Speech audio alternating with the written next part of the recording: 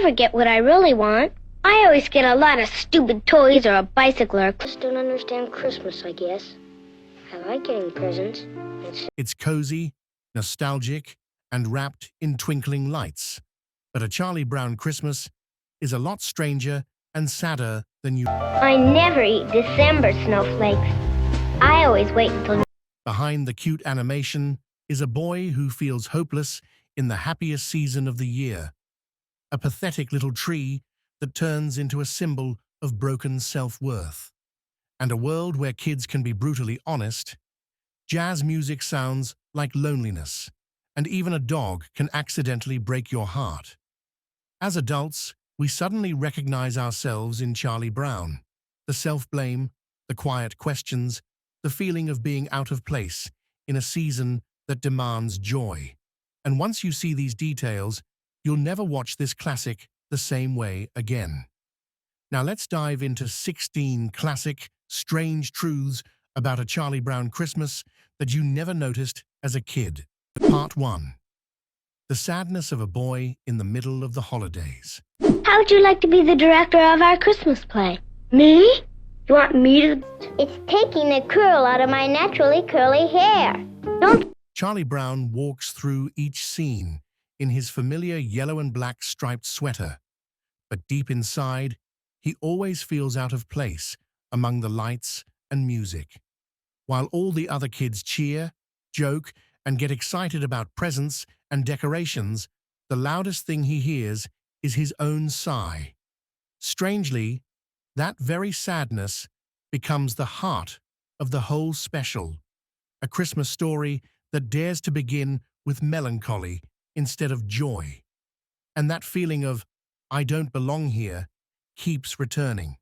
At the ice rink, at the disastrous play rehearsal, in the moments when he watches everyone laugh and feels like he's standing outside, looking in through a pane of cold glass. Part 2. The worst tree becomes the most beautiful symbol.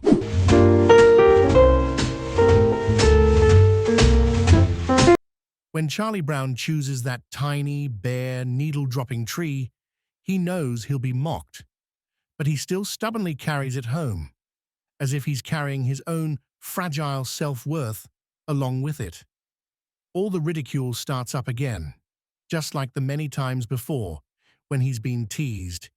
You always mess everything up.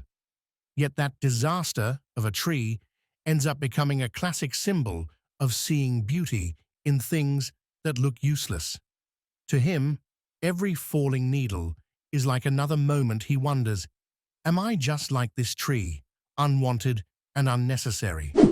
Part 3. The crowd's laughter and the silence in Charlie's head. I never thought it was such a bad little... The other kids are loud, opinionated, and constantly arguing or joking. But in Charlie Brown's mind, the sound that stands out most is emptiness. He keeps hearing people call him weird, hopeless. And those words follow him like an echo that won't fade. Every time he tries to speak up or lead the group, their laughter cuts him off and reinforces one message: you're not good enough. The contrast between the noisy, festive world outside and the quiet loneliness inside him gives every scene a strange flavor. The fun is still fun, but the sadness hums underneath, never really going away. Part 4. The jazz soundtrack of loneliness.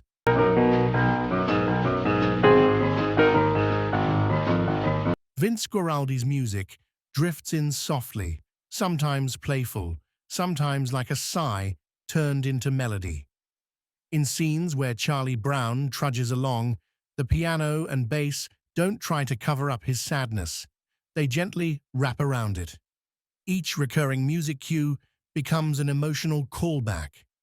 Every time he feels misunderstood or rejected, that familiar tune returns, reminding us this sadness has been there for a long time.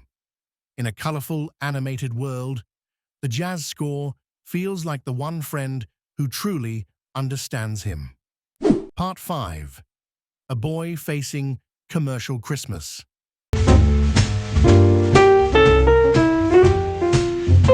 Charlie Brown isn't angry at Christmas itself, but he's exhausted by how everything seems to revolve around money, presents, and flashy decorations.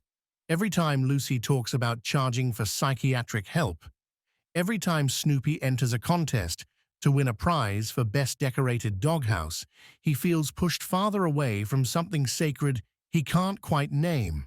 Just like when he chooses the scraggly tree, he keeps repeating a backwards pattern, questioning, resisting the crowd, refusing to cheer for what feels empty.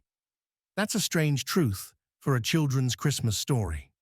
The main character isn't obsessed with gifts, he's obsessed with meaning. Part 6. A boy always given responsibility, then blamed when it fails. Lucy pushes Charlie Brown into the role of director of the Christmas play, as if she trusts him, but it's really a subtle trap. Every time he tries to give directions, the others ignore him, dance around, argue, and do anything except listen. The pattern repeats. He gets the responsibility, but never the respect. When everything falls apart, the crowd quickly decides it's all your fault. What's strange is that he still tries again, as if hoping this time will be different, even though he's already used to being blamed. Part 7. Quiet courage in asking, "What's wrong with me?" Not everyone is brave enough to admit they're sad during the holidays, but Charlie Brown does.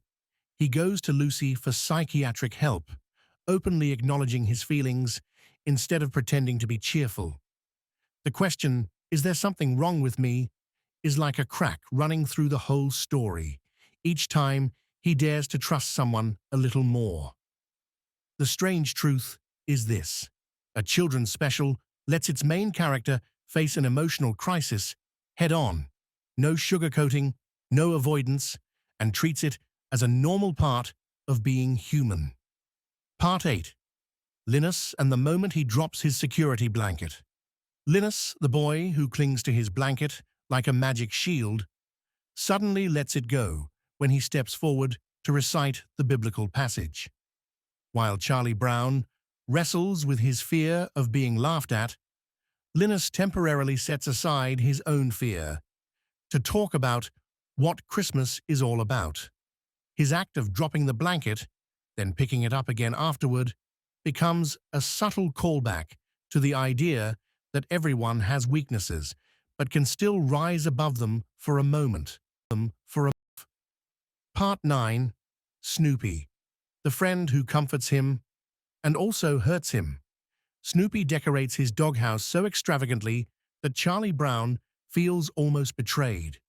His carefree friend happily joins the contest, chasing prizes and glory, and accidentally becomes part of the very commercial Christmas Charlie is pushing against. It's not the first time someone close to him lets him down. He's felt this way every time the group ignores him. And yet in the end, Snoopy is the one who helps turn the pathetic little tree into something beautiful, continuing the pattern, hurting him by joining the crowd, then quietly standing by his side in a clumsy but sincere way. Part 10. The ruthless honesty of children. The kids in the story aren't softened to be extra cute. They're blunt, sometimes harsh to the point of cruelty. From "You're hopeless, Charlie Brown" to the mocking laughter at his tree, every line feels like another cold jab at an already fragile self-esteem. The strange thing is that cruelty makes their change of heart at the end much more powerful. Their negative behavior repeats again and again, then suddenly flips in a different direction, showing that children can be brutally unkind, but also capable of changing fast when touched by genuine sincerity. Part 11. When silence is stronger than any dialogue. There are moments when Charlie Brown doesn't say anything at all. He just watches the snow fall, looks at the drooping tree, or stares at the distant lights. These quiet scenes are one of the strangest truths of the special. a short animated film that dares to spend time on silence. Every quiet moment lets his inner world speak louder. The unanswered questions, the feelings he can't put into words. The repeated still shots give viewers the sense that they're standing next to him in the winter night, waiting for something to change. Part 12. A small light he doesn't believe is meant for him. When the gang finally gathers around the little tree and decorates it into something lovely, Charlie Brown doesn't immediately believe it. He's so used to having his efforts mocked that when something good happens, his first instinct is doubt. It's an emotional loop. Being rejected so often makes it hard to accept warmth. But as the carol grows louder and the others draw closer, he lets himself believe, even if only a little, that this time might be different. Part 13. A boy searching for meaning, not just a happy ending. While many Christmas stories are satisfied with a cozy ending, Charlie Brown keeps asking, why? Why am I sad? Why does everyone only care about presents? Why does Christmas feel so empty? Those questions appear in the beginning, in the middle, and are answered not by some magical miracle, but by a very gentle understanding. The strange truth is, the ending doesn't erase his scars, but gives him a framework to understand them. The habit of blaming himself for ruining everything is still there. It's just now wrapped in a circle of people willing to stand beside him. Part 14. A religious story told through the eyes of a lost child. When Linus recites the story of Christ's birth, the words don't land like a stiff sermon. They sound like a personal answer to Charlie Brown's emotional crisis. He doesn't suddenly become a hero or gain superpowers. He simply gains a new way to see things. This fits the recurring pattern. He always feels placed in the wrong spot, and in that moment, he finally senses what he's really been searching for. Another strange truth. Among countless bright, glittery Christmas specials, very few make a quiet, troubled boy and his spiritual confusion the center of the story, then offer him meaning rather than material comfort. Part 15. The winter night doesn't vanish. It just feels less cold. Even after everything turns out warmer, the air is still cold, the snow still falls, and Charlie Brown's life will likely still have many lonely days ahead. The story doesn't pretend that one Christmas night can erase every inner wound in a child filled with self-doubt. Instead, it gives him one warm memory to set against the many times he was mocked and left out. Each time he falls back into the spiral of "I'm hopeless," the memory of that little tree and the choir around it becomes a quiet callback, reminding him that there was at least one moment when he wasn't abandoned. He wasn't. Part 16. The final truth. Charlie Brown is a mirror for the audience. The strangest and most timeless truth of all is this: the older viewers get, the more they see themselves in this boy who thinks he ruins everything. The repeated negative patterns, self-blame, feeling inadequate, being dismissed by the crowd, become painfully familiar in adulthood. Through Charlie Brown's eyes, we face loneliness, frustration with materialism, and then slowly move toward a softer kind of warmth. In the final moments, as he joins the group in song, a deeper truth emerges. Sometimes Christmas isn't about erasing sadness, but about finding a place to bring that sadness and no longer having to carry it alone. What do you think about these facts? Leave us your comments in the section below. We hope you have found this helpful video. Don't forget to leave a like, share, and subscribe to the channel if you like it. Thank you for watching this, and see you in the next videos. Goodbye.